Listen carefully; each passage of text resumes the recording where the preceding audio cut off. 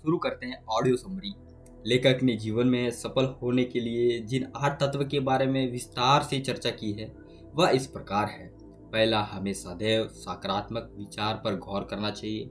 दूसरा, हमें किसी भी कार्य को कल पर नहीं टालना चाहिए, आज ही उसे पूरा करने का प्रयास करना चाहिए। तीसरा, हमें सदैव ग्रेटफुल का रवैया अपनाना चाहिए, चाहे हमारे पास दुनिया की धन दौलत ना हो, लेकिन जो है उसके लिए हमेशा ईश्वर को धन्यवाद देना चाहिए। चौथा, हमें सभी को सही शिक्षा की ओर अग्रसर करना चाहिए, क्योंकि शिक्षा के द्वारा ही हम अपने ज्ञान को बढ़ा सकते हैं।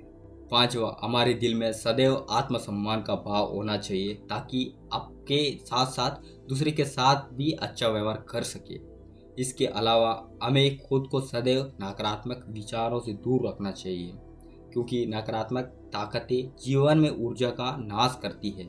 साथ ही जीवन में बहुत सारे ऐसे कार्य होते हैं जिन्हें हम नहीं करना चाहते, लेकिन अवश्य पड़ने पर हमें उन्हें करने से कभी परहेज नहीं करना चाहिए। इतना ही नहीं, किसी भी व्यक्ति को अपनी सुबह की शुरुआत एक सकारात्मक विचार से करना चाहिए।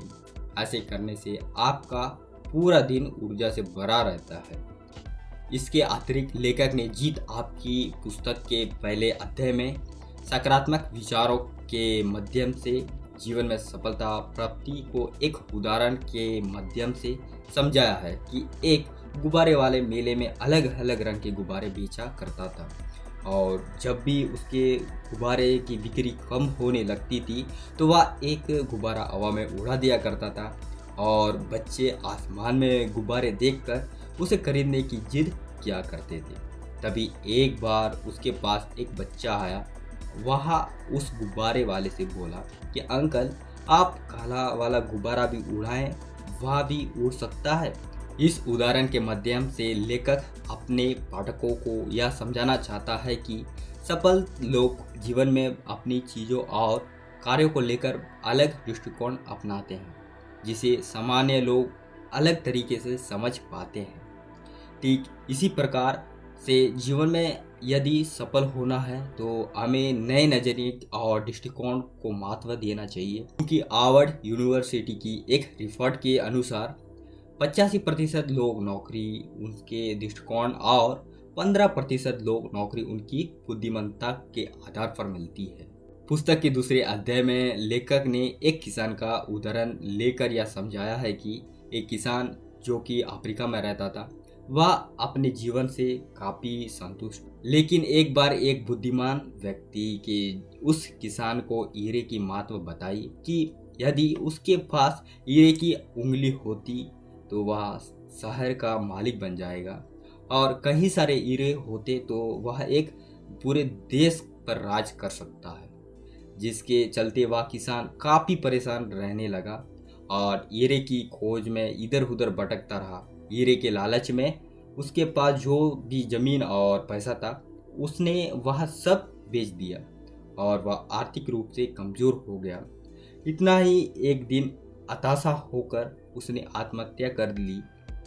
जिस दूसरे व्यक्ति को उसने खेत बेचा था उसे उस खेत के एक चमकदार पत्थर मिला, और जब उस बुद्धिमान व्यक्ति ने उस नए मालिक से पुराने के विषय में पूछा तो उसने बताया उसने यह खेत खरीद लिया। तब जाकर एक बुद्धिमान व्यक्ति ने खेत का सही विश्लेषण कर नए किसान को बताया कि यह खेत हीरो के 1 एकड़ भरा पड़ा है, जिसके माध्यम से लेखक ने यह समझाने की कोशिश की है कि प्रकृति सबको अवसर देती है, बस अवसर की तलाश करनी आनी चाहिए। इसके अलावा लेखक ने इस पुस्तक में व्यक्ति के दृष्टिकोण और प्रभावित करने वाले कारकों, वातावरण, अनुभव और शिक्षा पर भी विस्तार से चर्चा की है। इस प्रकार लेखक ने जीवन में सफल होने के लिए जिम्मेदार कारकों के बारे में भी पूर्ण रूप से व्याख्या की है। अब बात करते हैं जीत आपकी किताब की महत्वपूर्ण बातें। मुझे भरोसा है कि जीत हासिल करने वाले लोग के मन में भी टलम टोली का ख्याल जरूर आता होगा, लेकिन खुशी इस बात की है उन्हें कभी इसे खुद पर हावी नहीं होने दिया हो। खुद को बेहतर बनाने में इतना वक्त लग जाए कि दूसरे की आलोचना करने का वक्त ही ना मिले। जब मैं किसी काम में थक जाया करता था और रुक जाता था तो मैं यह जानने की कोशिश करता था कि मेरे प्रतिद्वंद क्या कर रहे होंगे।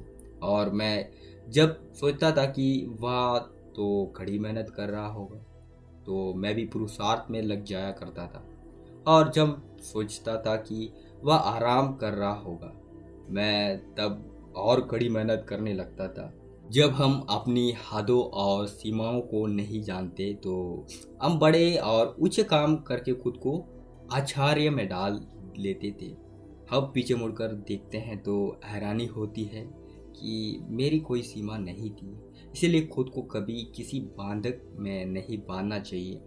अगर आप खुद के मन सम्मान और अधिक महत्व देते हैं तो आपको गुणवान लोगों की संगति में रहना चाहिए। और यदि खराब लोगों की संगति में हो तो उससे अच्छा होता है कि आप अकेला रहो।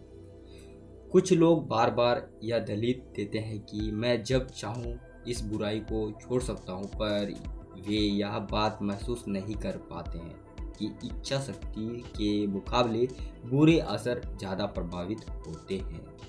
कथनी और करनी में समानता होनी चाहिए। अगर कोई कहता कुछ है और करता कुछ है तो अगर लोग को यह मालूम चल जाए कि इस सफलता को प्राप्त करने में मुझे कितना श्रम करना पड़ा है तो उन्हें मेरा कर्म कभी भी आश्चर्यजनक नहीं लगेगा।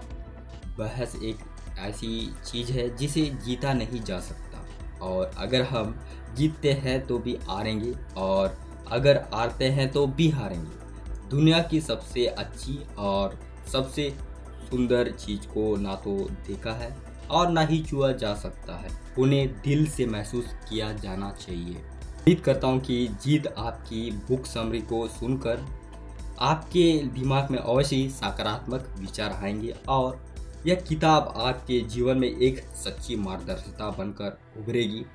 और साथ ही इसे सुनने के बाद आप खुद से हमेशा यही कहेंगे कि मैं भी कर सकता हूँ। अगर आप बुक भी अगर आप पढ़ना चाहते हो तो अगर लेना चाहते हो तो डिस्क्रिप्शन में लिंक है, आप वहाँ से बुक मंगा सकते हैं। तो आज का ऑडियो समरी यही समाप्त करते हैं। आगे आने वाले न्यू बुक्स में मिलते हैं। तब तक आप अपना ख्याल रखो। बाय।